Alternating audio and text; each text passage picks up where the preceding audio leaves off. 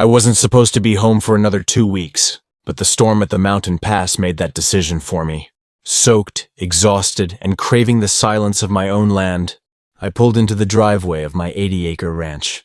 Only silence was the one thing missing. There were cars, dozens, lined up along my private road, a giant balloon arch over my gate, and in the distance, a podium, a crowd, and a voice over a loudspeaker shouting, "Next up, we have a 2-stable barn with modern solar paneling."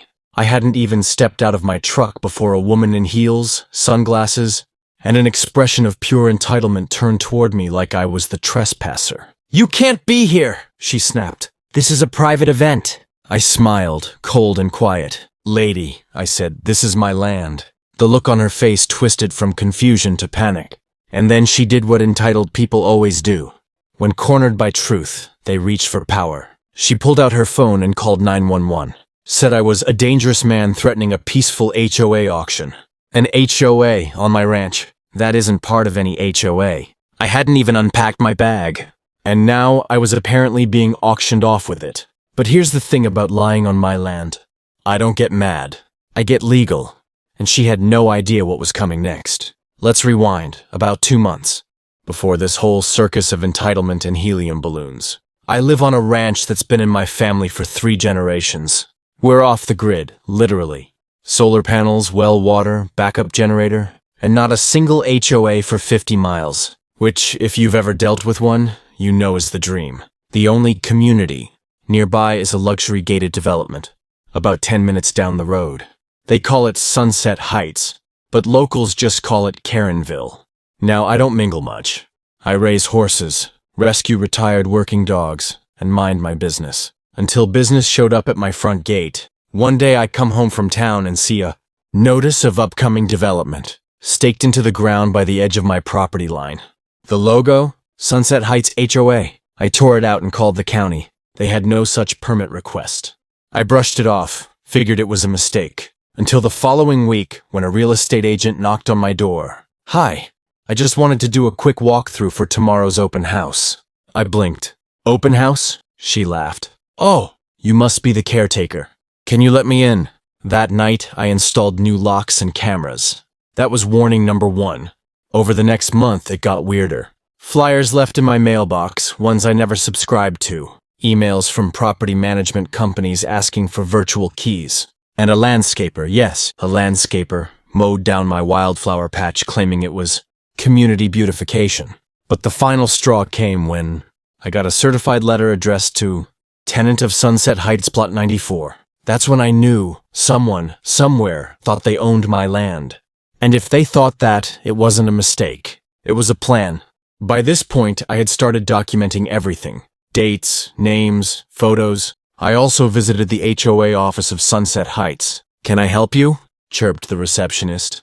I handed her a photo of my ranch and said, "This land. Why is your group advertising it for sale?" She glanced at her screen, smiled awkwardly, and said, "Oh, that's part of our upcoming acquisition phase." "Acquisition?" "Yes, the board voted on it unanimously. Parcel 94 has been unmaintained for years. Perfect for community expansion." Unmaintained? I had just built a new horse barn last fall. "Who authorized this?" I asked. She hesitated. "Our chairwoman, Ms. Green. She handles all land transitions." There it was, the Karen. Turns out, Ms. Green had taken it upon herself to reclassify my land as a part of their expansion project, without even owning it. She had submitted fake meeting minutes, forged a plat map update, and get this, even posted a mock deed transfer on their website. The brazenness was insane. I contacted the sheriff. He said it was a civil matter. I went to the county clerk. They confirmed no sale had ever occurred. But Karen was moving fast. Online listings showed my ranch as pre-auction. They even had a drone video of my property, filmed without permission. My fence line was vandalized. My mailbox smashed. And when I tried confronting her in person, she handed me a cease and desist for disrupting community development.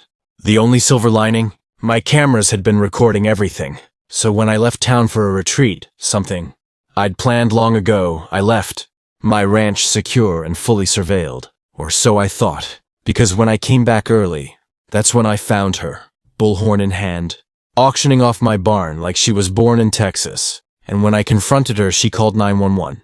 But here's what she didn't know. That call?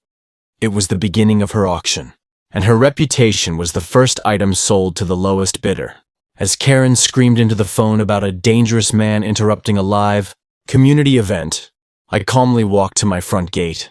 Sheriff's deputies arrived 10 minutes later. They knew me. I handed them the deeds, the footage, the documentation. And when they walked over to Karen's little auction stage, they didn't cuff me. They asked her to step down. "Ma'am, you're trespassing." "This is parcel 94, she shouted. "We have every right." "No," the deputy said. "This is privately owned land. We've verified it." Karen's face cracked. I watched her clutch that bullhorn like it could save her, but no voice was loud enough now. The auction guests began leaving, fast. One even muttered, "She said this was all approved." I could have stopped there, but I didn't, because revenge is best served with a lawyer on retainer. I had already filed a cease and desist and begun a civil suit for defamation, trespassing, harassment, and attempted property fraud. Then I made one final move. I printed 500 flyers with the bold title, "Sunset Heights, HOA Scandal, Chairwoman Sells Land She Doesn't Own," and I delivered them to every mailbox in Karenville, with a link to the video of the auction, my land, her face. The fallout was brutal and beautiful. The video went viral in our town. It got picked up by a local news station. Karen tried claiming I had forged the documents, but county officials publicly backed me. Turns out, she'd been doing this before, pressuring elderly landowners near the HOA with offers. And when that failed, creating fake annexation plans, she lost her chairwoman title, got hit with multiple civil suits, mine being the biggest. And HOA members? Let's just say, they weren't thrilled. Their dues had paid for a helium arch and a catered brunch on a trespassed ranch. The best part? I held my own community event a week later. A BBQ, free for locals, with a sign that read, "This is how you host on land you actually own." People came in droves. I even invited the sheriff. Karen wasn't invited, but she could hear the music from her new modest condo on the other side of town. Entitlement is loud, but truth? Truth echoes. Karen thought she could fake power. She forgot one thing. Paper trails don't lie, and neither does the land beneath your feet when it's yours. This wasn't just about one ranch. It was about fighting back against systems that believe arrogance equals authority. Here's the thing. If someone ever tries to take what's yours, your voice, your space, your property, don't raise your voice. Raise evidence. Justice doesn't come with a megaphone. It comes with patience and receipts. And a good security system doesn't hurt either. So what would you have done if you caught someone auctioning your land? Comment "justice served" if you made it this far. Or tell me the worst HOA story you've ever heard. Oh, and one last thing. I kept the bullhorn. It makes a great chew toy for my retired K9. Justice served loud.